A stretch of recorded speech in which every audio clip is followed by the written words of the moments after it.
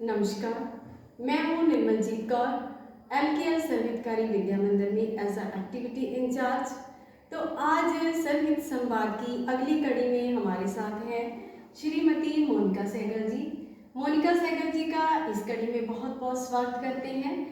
आप हैं समर्पण इंचार्ज इस विद्या मंदिर में। तो सबसे पहले मैं मोनिका जी आपका पूरा परिचय लेना चाहूँगी। हाँ जी, नमस्कार। मैं मोनिका सहगल पिछले 6 साल से इस विद्या मंदिर में पढ़ा रही हूँ और 3 साल से जो समर्पण कार्यभार है वो संभाल रही हूँ। आपने जो ये समर्पण भाव जगाने की जो ये कार्य शुरू किया है बच्चों में, आप उन बच्चों को कैसे प्रेरित करते हैं कि वो समर्पण में आगे आए? देखो, सबसे पहले तो मैं बस ये बताना चाहूँगी कि समर्पण है क्या। समर्पण वास्तव में क्या है? कुछ लोग इसे दान, पुण्य, अलग अलग नामों से जानते हैं, लेकिन मेरे अनुसार जो समर्पण है वो एक सेवा भाव है। किसी दूसरे को दुख को देखकर उसके प्रति जो सहानुभूति आना, वास्तव में वही समर्पण है। अपने लिए सभी कर लेते हैं, मुझे किसी चीज़ की ज़रूरत है, मैंने मेहनत की, वो चीज़ प्राप्त कर ली, लेकिन दूसरों के लिए कुछ देने की भावना, वही समर्पण कहलाएगा। यह है समर्पण। और जो आपने कहा कि बच्चों में इस भावना को जागृत करने के लिए आप क्या करते हैं, बच्चों में इस भावना को जागृत करने के लिए देखो, आचार्य द्वारा समय समय पर जो नैतिक शिक्षा की क्लासेस लगाई जाती हैं, उन्हें नैतिक शिक्षा दी जाती है, उन्हें अलग अलग कहानियों द्वारा ये संदेश दिया जाता है समर्पण क्या है, इस भावना को समझाया जाता है। इसके अतिरिक्त संस्था द्वारा वीडियो क्लिप्स भेजी जाती हैं, वो स्मार्ट क्लास पर लगाकर बच्चों को दिखाई जाती है कि किस प्रकार लेह लद्दाख वाले एरिए हैं जहाँ पर बच्चों की जो शिक्षा है वो असंभव थी, हो ही नहीं सकती थी। अगर कुछ बच्चे पढ़ते भी थे तो उन्हें कितने कितने किलोमीटर पैदल चलना पड़ता था, कितनी कितनी दूर जाना पड़ता था।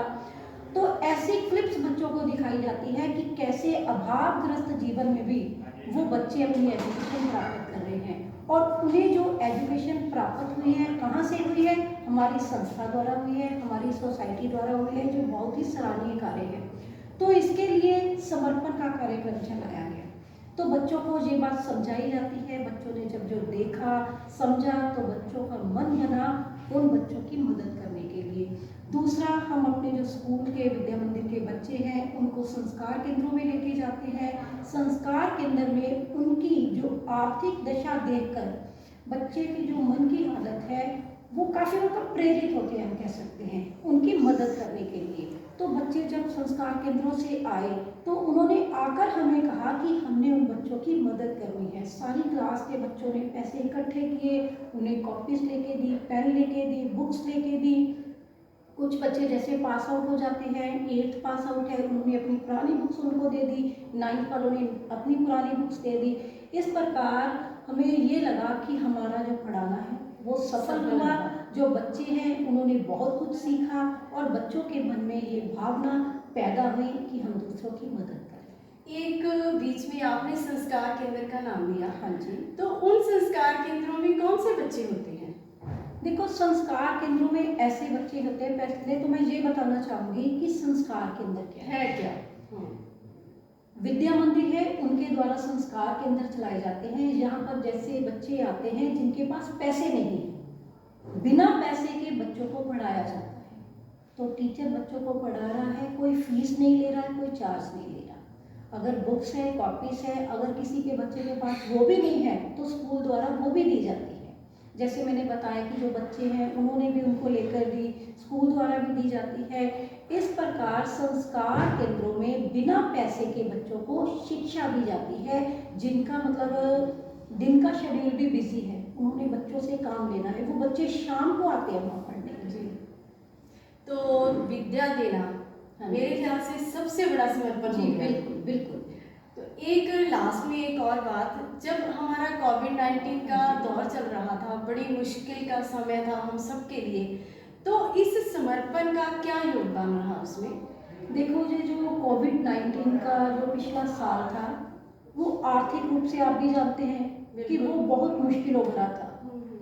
बिजनेस बिल्कुल काफ़ी जी। लोगों के बिजनेस खत्म हो गए, हाँ जो जी। छोटे छोटे कारोबार थे वो खत्म हो गए, जो लेबर थे जो अपनी एक दिहाड़ी करके ही अपने घर का जो मतलब गुजारा चलते थे वो उनकी बिल्कुल आमदन बंद हो गई। जी। तो ऐसे समय में देखो ये जो समर्पण की भावना थी बच्चों में ये बहुत काम आई।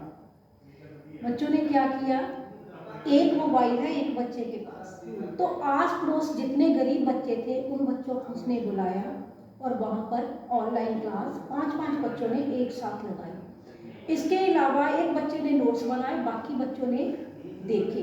अगर दूसरों बच्चों को समझ नहीं आ रही थी तो कुछ बच्चे उन्हें समझा रहे थे। तो मुझे ये लगा कि कोविड-19 में भी जो ये भावना जागृत हुई थी बच्चों के मन में वो बहुत काम आई, उन्होंने एक दूसरे की बहुत मदद की। कहीं ना कहीं हम ये कह सकते हैं कि कोविड-19 ने भी हमारे बच्चों में ये समर्पण भाव जगाने में बहुत बड़ी अपना कदम रखा। बिल्कुल जी, मैं इस बात से बिल्कुल सहमत हूँ कि कोविड-19 में ये जो भावना थी बच्चों की वो बहुत काम आई, बच्चों ने सराहनीय कार्य किए। मैं ये कहूँगी कि ये हमारी संस्था द्वारा जो समर्पण का कार्य चलाया जा रहा है बहुत ही सराहनीय कार्य है, ये चलता रहना चाहिए, अच्छे नागरिक पैदा करके देगा। अगर हर नागरिक में समर्पण का भाव आ जाए तो अच्छा नागरिक वे जरूर बनेगा। तो बहुत बहुत धन्यवाद करते हैं मोनिका जी आपका हमारे इस सर्वित संवाद में आने के लिए। तो जुड़े रहिए इसी तरह सर्वित संवाद में, अगली कड़ी के लिए वेट कीजिए। धन्यवाद धन्यवाद।